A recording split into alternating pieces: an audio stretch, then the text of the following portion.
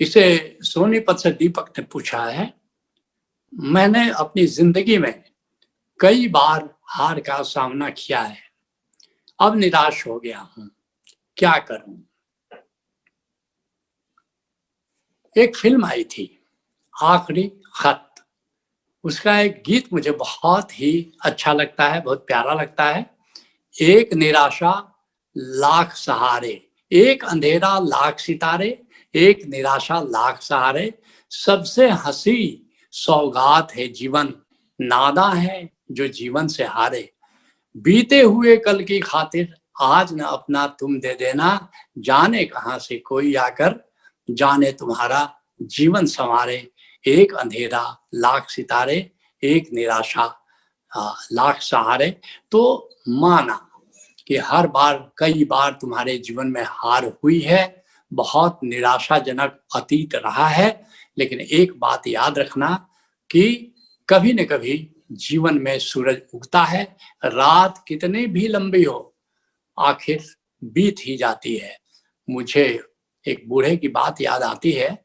मैं विक्रमगंज छोटे से रेलवे स्टेशन में उतरा। मैं नेत्रहाट स्कूल में पढ़ता था, वहां से छुट्टियों में आ रहा था। चूंकि वहां से गांव 7 किलोमीटर दूर था, तो मैं वहीं पर ठहर गया, लेकिन वहां उन दिनों होटल वगैरह की व्यवस्था नहीं थी।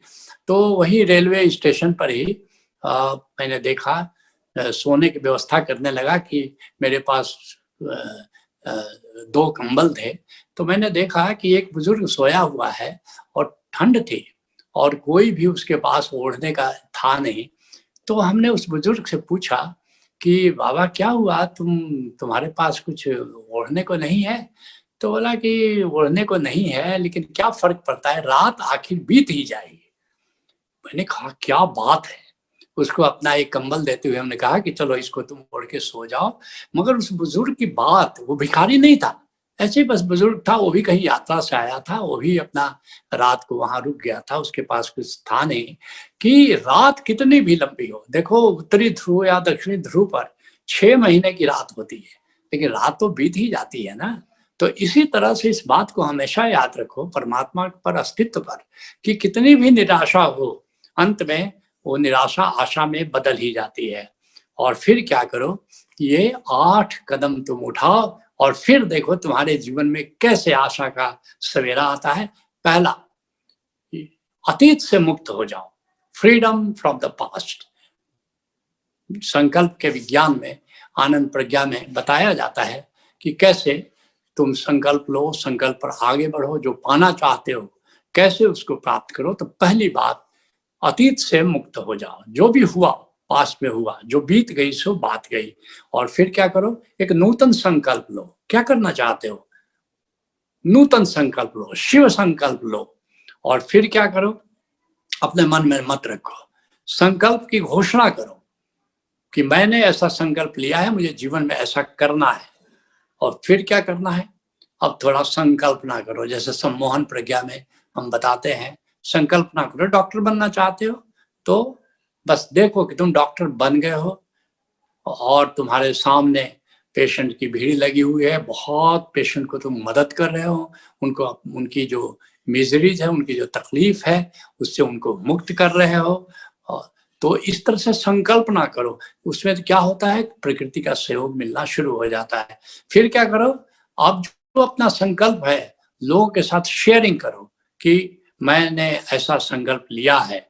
और फिर हजारों से, सैकड़ों से तुम शेयरिंग करोगे, कुछ लोग तुम्हारे साथ आ जाएंगे। तो एनलिस्ट द सपोर्ट, उनका सहयोग लो, क्योंकि किसी भी संकल्प को पूरा करने के लिए अकेले नहीं कर सकते हो, सहयोग लो। और जब मैं कहता हूं सहयोग लो, तो केवल दोस्तों और मित्रों और संसार की बात नहीं कर रहा हूं। जो देवता हैं, देवी हैं, जो इस संसार के संचालन करने के लिए उत्तरदायी हैं, उनका भी सहयोग लो। और सहयोग ही लेना हुआ तो वहां भी मत रुको, गोविंद का सहयोग लो, परमात्मा का सहयोग लो कि मेरा संकल्प पूरा करें। और सहयोग मिलता है, ये मैं तुमसे भरोसा दिलाना चाहता हूं कि वे संकल्प देने के लिए भी इच्छुक है। और फिर 7वां, अब एक्ट करो, अब एक्शन लो। जो भी तुम्हारा उद्देश्य है उसको पूरा करने के लिए जो कर्म है उस कर्म को करो। और 8वां और सबसे महत्वपूर्ण बात क्या है, अब प्रभु कृपा क्या इंतजार करो। एंड अब न्यू पॉसिबिलिटीज एराइज, नई संभावनाएं पैदा होती हैं और तुम्हारा संकल्प पूरा हो जाता है। ये 8वां स्टेप लगता है कि इसमें तो करना कुछ नहीं है, यही असली बात है। बीज तुम बोते हो लेकिन फसल कौन उगाता है? तुम नहीं फसल उगाते हो, वो तो प्रभु कृपा से ही फसल उगती है।